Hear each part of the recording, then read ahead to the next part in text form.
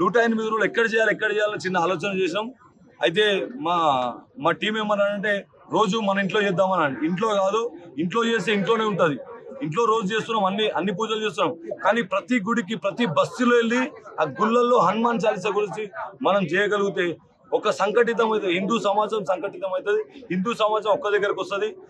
వేరే ఏ కారణం చేతైనా ర్యాలీలు తీస్తున్నాం, అన్ని తీస్తున్నాం, కానీ వస్తురు పోతురు. కానీ ఇలాంటి హనుమాన్ చాలీసా చేసి ప్రతి బస్తీలలో, వాడలలో తిరగడం జరిగింది. ప్రతి వాడల్లో మేము హనుమాన్ చాలీసా చేసినాం. గోశాలలో చేయడం జరిగింది.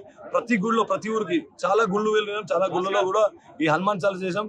ఈ హనుమాన్ చాలీసా అనుకున్న రోజుకి 108 రోజు ముగింపు రోజుకి ఆ హనుమంతుడే ప్రత్యక్షంగా మా వెనుకుండి మాకు మీరు చేసే కార్యక్రమం చాలా అది అసలు ఎట్లా అనిపించిందేమో కానీ సక్సెస్ మాత్రం చేశాడు. ఇదంతా దైవం కృప, హనుమంతుని కృప అని చెప్పేసి కోరుకుంటున్నాను.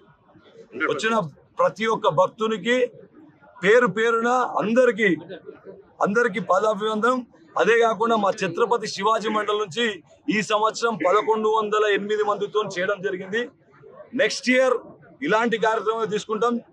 హనుమాన్ చాలీసా పారాయణం 11,008 మందితోని ఖచ్చితంగా మంచిగా ఆ పబ్లిక్, ఆ భక్తులకు ఎలాంటి అసౌకర్యం లేకుండా ఆ కార్యక్రమాన్ని సక్సెస్ చేయడానికి ఇలాగే ప్రతి ఒక్క బజరంగీస్, నా వెనుక పనిచేసిన బజరంగీస్ అందరూ కూడా సేమ్ వచ్చేసారి కూడా ఇదే విధంగా పనిచేయాలని ప్రతి ఒక్క బజరంగిని కోరుతున్నా.